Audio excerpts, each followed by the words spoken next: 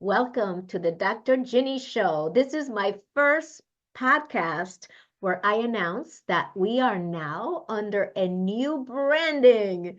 I have been working with my business coach, Fabienne, since last October to create this environment, this platform where women, underestimated women like myself, can join in the conversation and organizations who want to build a healthy pipeline can also have a voice, and we can share ideas and strategies on what it will require for us to own our careers and for us to represent the marketplace that we live in and the talent that is within our organization.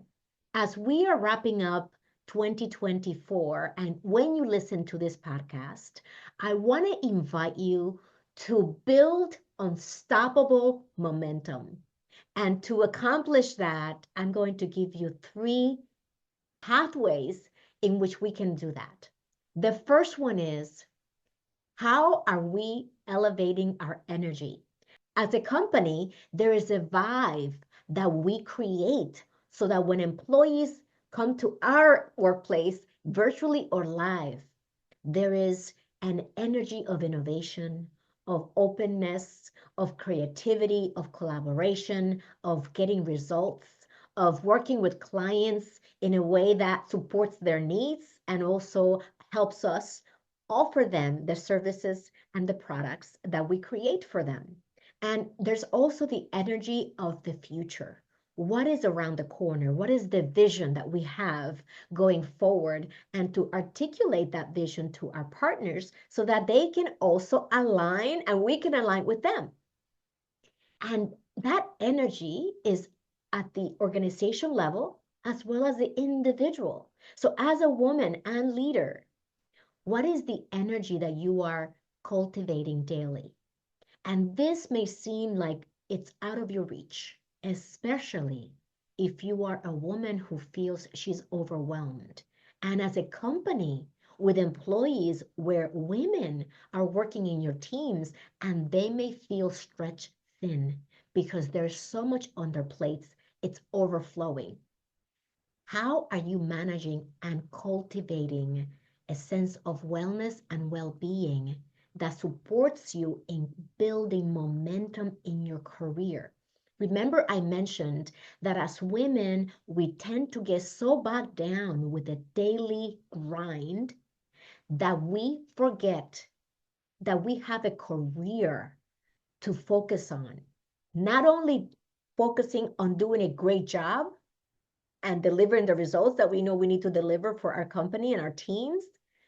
Also, how are we taking care of building a road ahead that is going to support our healthy career ambition? That can only happen when we manage the energy that we bring to every situation in our careers. And this is how I manage my energy. I have a daily ritual. Every single morning, I follow this ritual because it's not that I am boring. It's because it makes me feel better. So when I wake up, the first thing I do is I close my eyes, even though I just opened them, and I meditate. Sometimes people feel that meditation is about, I'm sitting there and not having any thoughts. And I was having this conversation with my cousin, and I said, no, that is not what meditation is about. It's about bringing mindfulness to the moment, being present, and noticing the thoughts you have. And when you notice them, letting them go and not attaching to them. And simply doing this, I would advise it if you've never done it before, for 5 minutes when you wake up. It will help you center yourself, set the intention for your day, plan out what are the top 3 things you are most grateful for, the top 3 things you plan to get done that day, and what is it that you want to have accomplished at the end of the day, whether it's what you do or how you do it, how you show up confident, calm, courageous, curious, creative. These are all things you can set your intention early in the morning when you first open your eyes, and it will support you in creating momentum.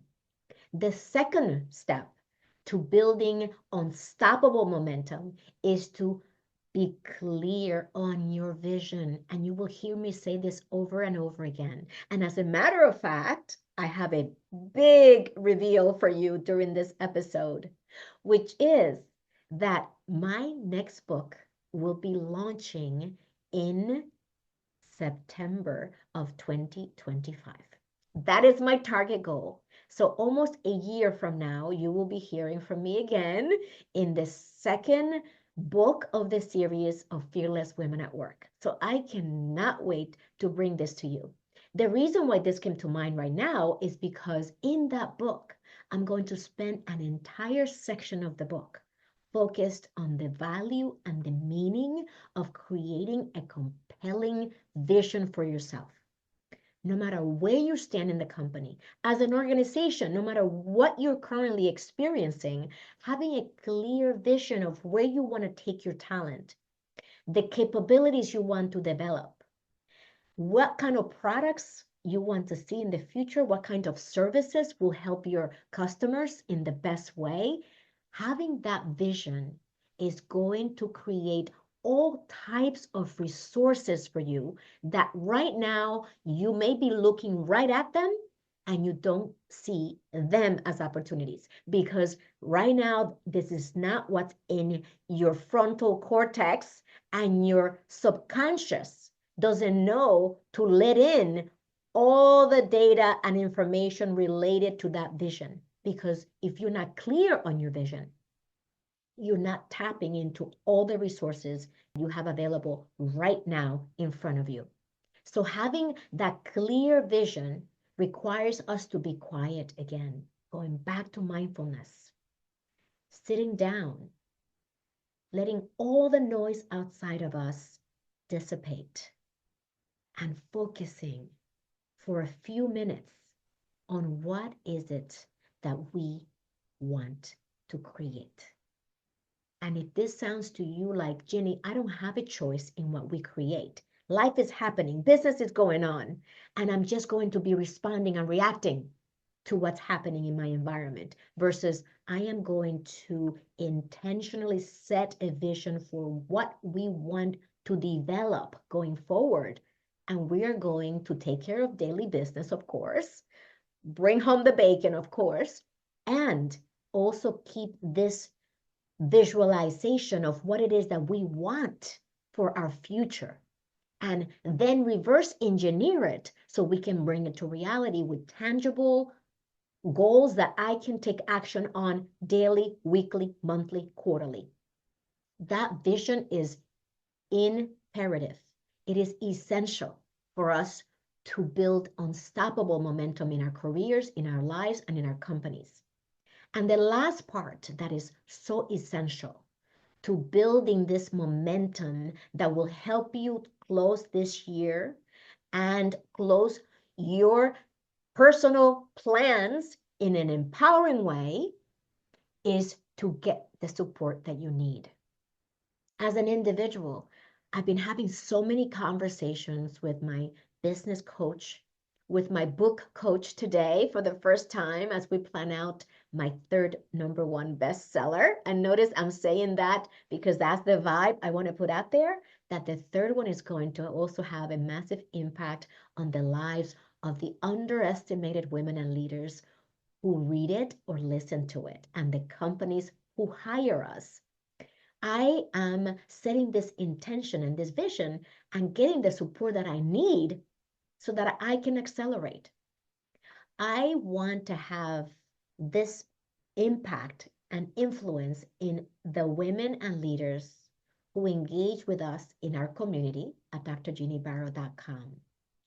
And for me to put myself out there powerfully, confidently, it requires that I do the work. And to do the work, it means that we have to clear what's in between our ears so that any limitations, fears, doubts, and worries that seep into our consciousness can be squashed as soon as possible.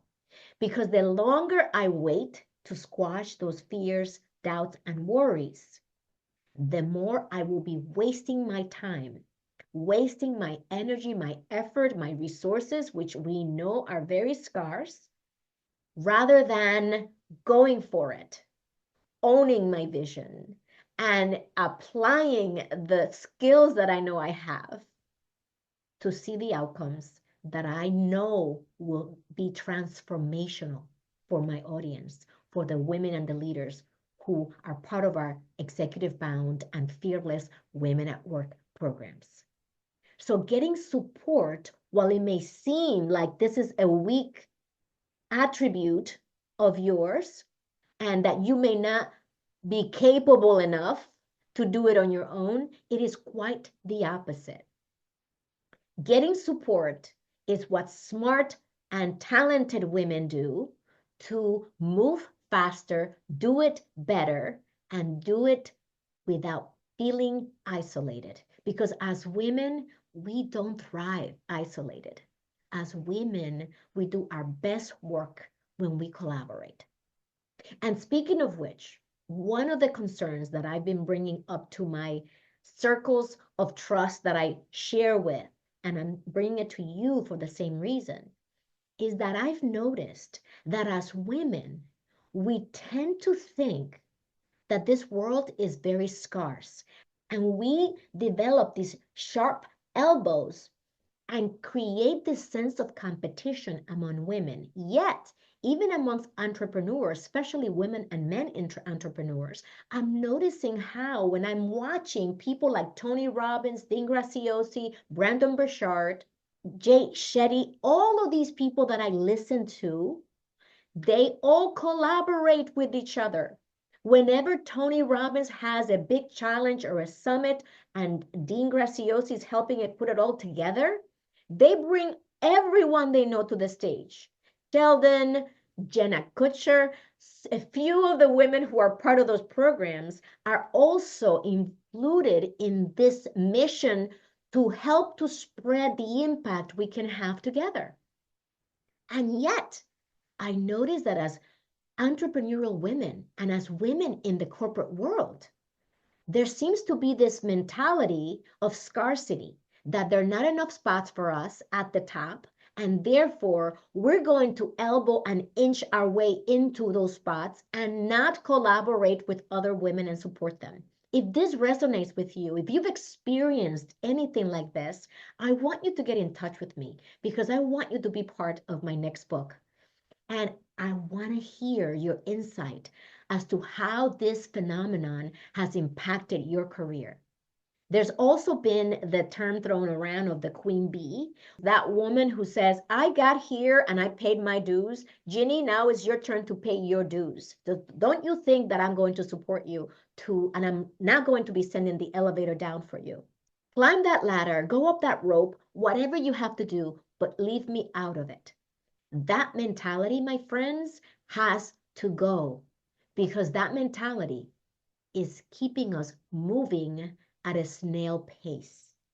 So if you are an organization and a senior leader at a company and you are a decision maker, how are we building communities of women who support each other within your company?